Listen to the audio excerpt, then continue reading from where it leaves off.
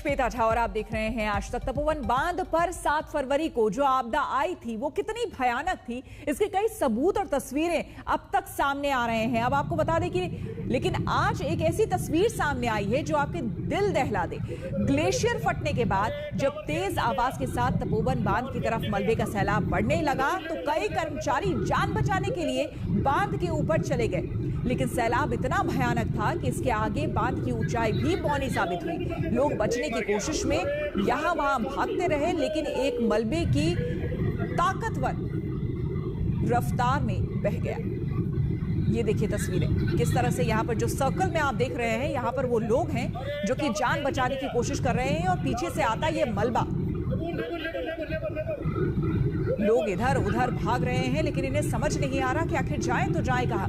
और पीछे से ये आता सैलाब, और ये देखिए सैलाब में ये सभी लोग किस तरह से समा गए। बांध के किनारे पहाड़ों पर बने घरों में से किसी शख्स ने यह खौफनाक मंजर अपने मोबाइल कैमरे में कैद किया है जो दिल दहला दे।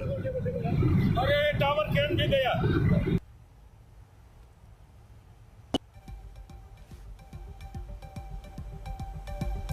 तो ये जो आप तस्वीरें देख रहे हैं ये आपको हम 7 फरवरी की दिखा रहे हैं। ये जो वीडियो है ये तपोवन बांध है जहां पर ऊपर में ये कर्मचारी है जो यहां पर काम कर रहे थे, देखिए भाग रहे हैं एक तरफ से दूसरी तरफ। इनको लग रहा है कि जिधर से बहाव आ रहा है उसकी दूसरी तरफ अगर हम जाएं तो शायद जान बच सकती है, लेकिन तभी ये सैलाब आया और देखिए सभी इस सैलाब में समा गए। बेहद खौफनाक और दिल दहलाने वाली तस्वीर है ये वीडियो सामने आने के बाद आप उस समय का अंदाजा लगाइए कि इन लोगों पर क्या गुजर रही होगी। इन्हें चारों तरफ अपने सिर्फ और सिर्फ अंधेरा दिख रहा था, इन्हें समझ नहीं आ रहा होगा कि आखिर करें तो क्या करें। लोग भाग रहे थे इधर उधर।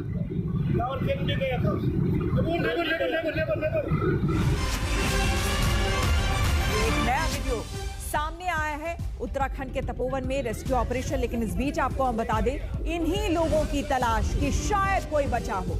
मुश्किलों को देखते हुए नए एक्शन प्लान की अब तैयारी हो रही है, क्योंकि एक तरफ से आपको बता दें कि काफी दूर तक कोशिश की गई। सेना एनडीआरएफ की बैठक में अब नई रणनीति पर चर्चा हो रही है। काफी दूर तक मलबा हटाया गया, लेकिन उसके बावजूद मलबा जो है वो कम नहीं हो रहा है। 206 लोगों में 2 जिंदा अभी तक लापता, 206 में 2 जिंदा मिले। उत्तराखंड के तपोवन में अभी भी रेस्क्यू ऑपरेशन जारी है। और जो ये दूसरे प्लान की बात हो रही है वो आपको बता दें कि दूसरे तरफ से ड्रिल करने के बाद मंजीत नेगी हमारे संवाददाता ज्यादा जानकारी के साथ जुड़े हैं। मंजीत, जानना चाहेंगे कि फिलहाल अभी भी जिंदगी की जंग भी जारी है और जिंदगी की खोज भी जारी है, इस बीच वहां पर क्या हकीकत है?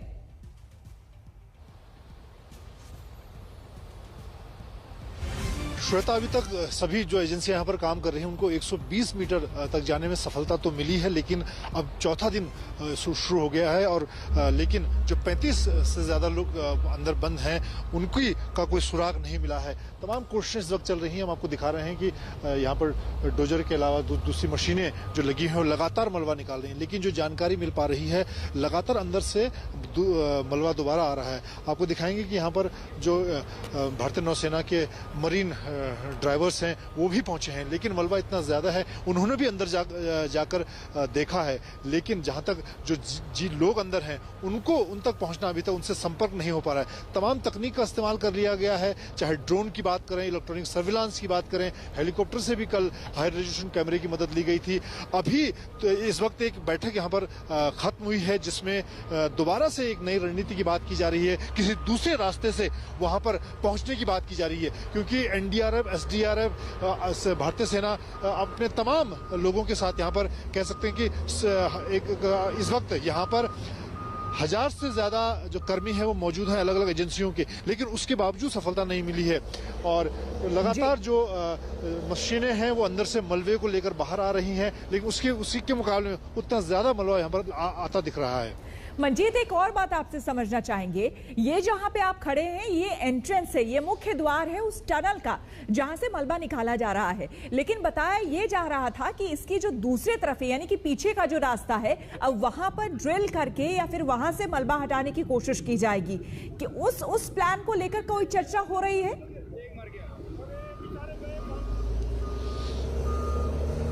श्वेता, अभी जो बैठक खत्म हुई है जिसमें सभी एजेंसियों के जो वरिष्ठ अधिकारी यहाँ पर हैं वो मौजूद थे, उन्होंने उसी रास्ते पर बात की है। उसके लिए कुछ और नई मशीनें जिनसे दूसरी तरफ से रास्ता निकाला जा सके उस पर बात की है। इसके अलावा रोप के जरिए भी अंदर जो ये मरीन यहाँ पर कमांडो पहुंचे हैं, इन्होंने कोशिश की थी, लेकिन आगे दलदल में ये लोग भी फंस गए हैं। और कोशिश ये की जा रही है कि मशीनों के साथ साथ जो मैनुअल वर्क है, जिसके जरिए जो खासतौर से ट्रेन एनडीआरएफ और सेना और नौसेना के लोग हैं वो अंदर पहुंच पाए, लेकिन सफलता नहीं मिली है। अभी जो बैठक हुई उसमें उसकी ज्यादा जानकारी नहीं मिल पाई है, लेकिन अधिकारी कोशिश कर रहे हैं कि अब क्योंकि वक्त निकलता जा रहा है तो कोई ना कोई ऐसा रास्ता जरूर ढूंढना होगा। क्योंकि ये श्वेता, यहाँ पर एक और बात, तमाम जो स्थानीय कर्मी हैं जिनके परिजन यहाँ पर पहुंचना शुरू है, लोगों में एक तरह से गुस्सा और विरोध भी यहाँ पर दिख रहा है। ऐसे में प्रशासन पर भी एक तरह से दबाव बढ़ता जा रहा है कि जो भी अंदर अगर जीवित या लोग हैं उनको निकाला जाए। जी बिल्कुल, बहुत बहुत शुक्रिया मंजीत। यानी कि जाहिर सी बात है, जिनके अपने अभी तक लापता है, जिनके बारे में अभी तक कोई सुराग नहीं है, उनकी क्या स्थिति अभी होगी ये समझा जा सकता है। इस बीच आपको बता दें कि टनल में अभी 30 लोगों के फंसे होने की आशंका है। राहत और बचाव की टीम लोगों को तलाशने में एड़ी चोटी का जोर लगा रही है, जो कि तस्वीरें भी अभी आपको हमने दिखाई। अब से थोड़ी देर पहले वहां क्या चल रहा था दिखा रहे हैं हमारे संवाददाता मंजीत नेगी।